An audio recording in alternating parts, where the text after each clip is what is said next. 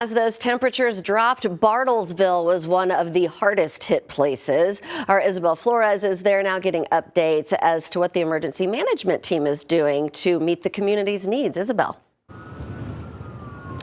Well, Aaron, there's still a lot of leftover snow here, as you can see behind me, especially on the hills, There's some on the roads, not as bad. When I was coming in, they were pretty slick. But right now, it doesn't seem like they're as bad. But I did speak to Washington County's emergency management director. He told me that temperatures are expected to be freezing again tonight. And so I decided to go to a warming shelter who makes sure that people do have a warm place to stay during times like these.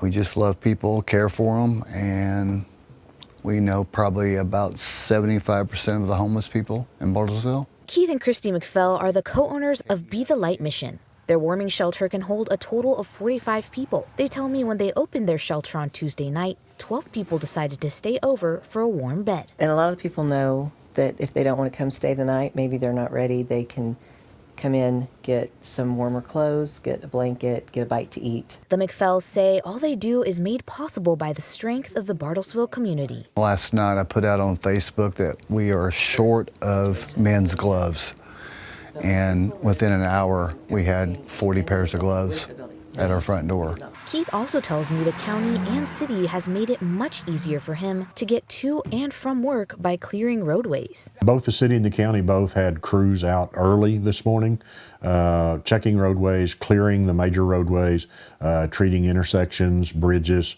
anything like that as best they could. And they've continued that all day long. I spoke to Washington County's emergency management director, Kerry Cox. He tells me his work isn't done yet, and teams are outside in full force. Be very aware of those overnight, early morning travel hazards, because it is going to refreeze and it's going to be very slick in the morning.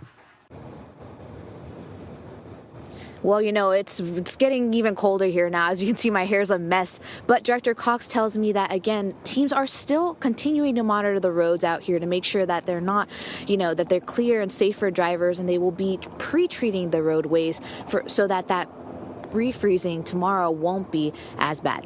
In Bartlesville, I'm Isabel Flores with 2 News, Oklahoma.